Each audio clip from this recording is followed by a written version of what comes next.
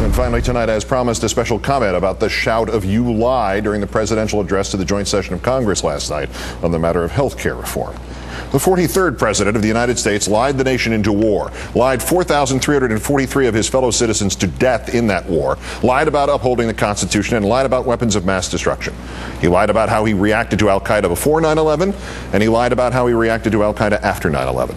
He lied about getting bin Laden, and he lied about not getting bin Laden. He lied about nation building in Iraq, lied about the appearance of new buildings in the nation of Iraq, and lied about embassy buildings in nations like Iraq. He lied about trailers with mobile weapons labs in them, and he lied about trailers with Cuban prostitutes in them.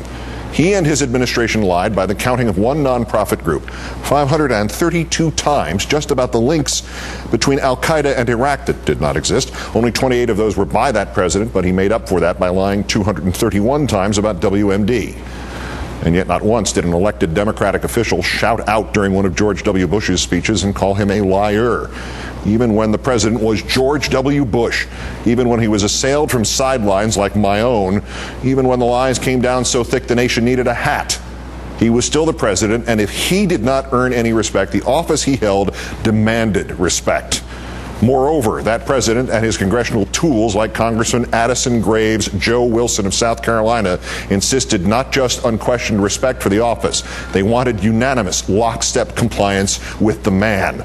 And when the blasphemy of mere respectful criticism somehow came anyway, say by that or by those built on that by the real Joe Wilson, Lord help he who might have made the slightest factual error in that criticism.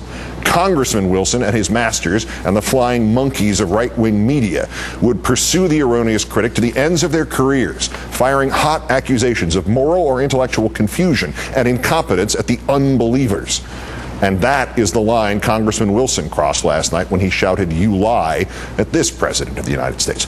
Not the respect line, the stupid line. Hey, Mr. Wilson, this evening I let my emotions get the best of me when listening to the president's remarks regarding the coverage of illegal immigrants in the health care bill, you hurriedly said last night as a nation caved in on you and your own party's leadership coerced you into saying something. While I disagree with the president's statements, my comments were inappropriate and regrettable. I extend sincere apologies to the president for this lack of civility. For the lack of civility, Congressman? Is that what you think this is about? Of course your comments were inappropriate and regrettable. You are a Republican trying to delegitimize the elected president of the United States. That's all you do, and that's all you've got. Of course you let your emotions get the best of you at a figure of $435,296 in campaign donations from the health sector to you and your PAC. Of course your emotions would take over when your gravy train was threatened. It isn't about inappropriate and regrettable, sir. Your comments were inappropriate and regrettable and wrong. You got up in front of the world, embarrassed your district, embarrassed your state, embarrassed your party, embarrassed your nation, shouted at the president like he was a referee at a ball game and you were a drunk in the stands, and you were wrong. House Bill 3200 specifically says, sir, in language made precise and binding in Section 246, under the heading, quote, "No federal payment for undocumented aliens." Look, Congressman, all capital letters for the benefit of the factually challenged. Nothing in this subtitle shall allow federal payments for affordability credits on behalf of individuals who are not lawfully present in the United States. You got it wrong. There is no ambiguity, sir. There is no disagreement. The bill says those here illegally will not be covered.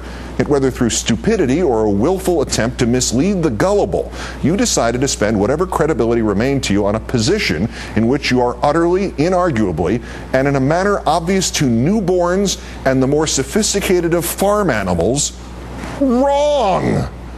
You apologize for your lack of civility. When are you going to apologize for your lack of being right? Wrong way, Wilson. Whatever it is, it appears to be congenital. Wrong way Wilson just wrote an op-ed on August 27th for the Columbia, South Carolina newspaper The State about the non-existent death panels that he and Mrs. Palin saw in their dreams or something. Those who have stood up and shown up to have their voices heard have already made a difference in this debate. Perhaps henceforth, Mr. Wilson, you should soft pedal the have their voices heard part. Citizens have discovered and brought to light numerous aspects of the healthcare overhaul, H.R. 3200, that are deeply troubling. These include the end-of-life counseling program, which has been correctly highlighted by former Alaska Governor Sarah Palin as a program which could lead to seniors being encouraged to seek less care in order to protect the government's bottom line. Perhaps henceforth, Mr. Wilson should soft-pedal the Palin paranoia, since he caught enough of it that last night he made himself look like an uninformed 8-year-old screaming at an adult. Americans want and deserve this honest debate. Perhaps henceforth, Mr. Wilson should remember that the word honest in that is as important as the word debate. The latter, without the former, is better known as political Tourette's syndrome. The evidence that Wrong Way Wilson and reality are strangers goes back much further than last night. When Congressman Rob Filner said the U.S. had helped Saddam Hussein's chemical and biological weapons programs, Wilson went nuts on C-SPAN. Worse, he accused Filner of a, quote, hatred of America and insisted you shouldn't say that and you should retract it and you know it is not true. It was true. It had been confirmed by the Commerce Department in 1994. Wrong Way Wilson was wrong. A year later, when it was asserted that Senator Strom Thurmond from Wrong Way's home state had fathered a daughter with a black woman, Mr. Wilson called the assertion a, quote, smear on the image of Senator Thurmond. This was after Senator Thurmond's family had acknowledged not just paternity, but the fact that the senator had maintained a secret relationship with his daughter and provided her money for decades. After this was admitted, Congressman Wilson considered references to it a smear and said Thurmond's daughter should have kept it to herself. Coincidence, of course, Wrong Way, that it would be you who would consider the confirmed, acknowledged biracial child of Strom Thurmond as a smear.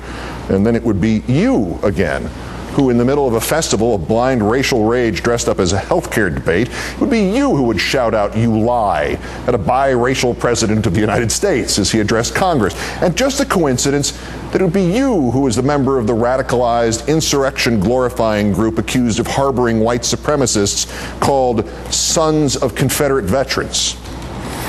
But back to this incident. You have swallowed some of the Kool-Aid that you mix up for those damn fools who believe you, Congressman. You sounded as pathetic as those poor souls stampeded by corporate funding from the insurance and healthcare industries who shout out nonsense at those demonstrations of willful stupidity that have been mislabeled town halls, these places where a citizen's life is reduced to acting out that ridiculous maxim, if you're going to be wrong at the top of your voice. But Congressman, you're not supposed to be a town hall panicker. You're not supposed to be a rube defending the efficacy of the snake oil. You are a congressman, and still you are wrong at the top of your voice. Town halls, death panels, oligarchies, a multiracial president accused of hating half his own ancestry, neuroses about communist artwork, the idea that fascism and socialism are not mutually exclusive, grassroots protests bought and paid for by lobbyists and corporations, scared seniors, terrified enough to turn to insurance companies for protection against reformers who want to increase their coverage and cut their rates. Birchers, birthers, deathers, the voices in Michelle Bachmann's head, the Republican rebuttal to the President of the United States given by a guy who thought he could become Lord Bustani by paying a couple of English con men.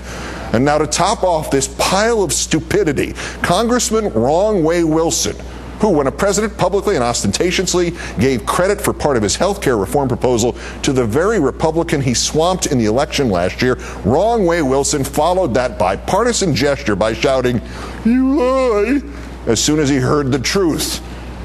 It is this week evident that the greatest threat to this nation is not terrorism, nor the economy, nor H1N1, nor even bad health care. It is rank, willful stupidity. When did we come to extol stupidity ahead of information and rely on voodoo, superstition, and prejudice ahead of education? How many Republicans believe in death panels and brownies and elves? When did we start to listen to elect the impregnably dense? I was almost too fearful of using that word impregnably because of the prospect that Governor Palin would go after me the way she went after David Letterman. The time has come to rise up and take this country back, to again make it safe for people who actually completed the 7th grade. The crime of Wrong Way Wilson was not reflected in his emotions, nor his disagreement, nor his inappropriate conduct, nor in his incivility. It was in his prideful wrongness. There are many vague portions of this bill, but Section 246 says it plain. No federal payment for undocumented aliens. I defend Congressman Wilson's right to incivility. A little incivility 6 years ago might have stopped the Iraq War. He can shout anything he wants at anybody he wants, in any circumstances he wants.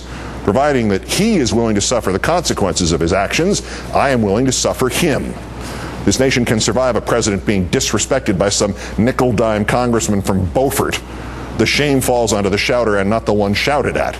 But this nation cannot survive the continued acceptance, the continued endorsement, the continued encouragement, the continued institutionalization of stupidity. I think if Mr. Lincoln were alive, he might recast his most famous imagery in the light of the truest of our present crises. A house divided against itself cannot stand. I believe this government cannot endure, permanently half smart and half stupid. Section 246 is written expressly. There will be no health care funding for those who are here illegally, and that there will be no mechanism created to establish such funding. I fear Section 247 will have to be rewritten expressly, so that there will be a mechanism created to establish stupid panels.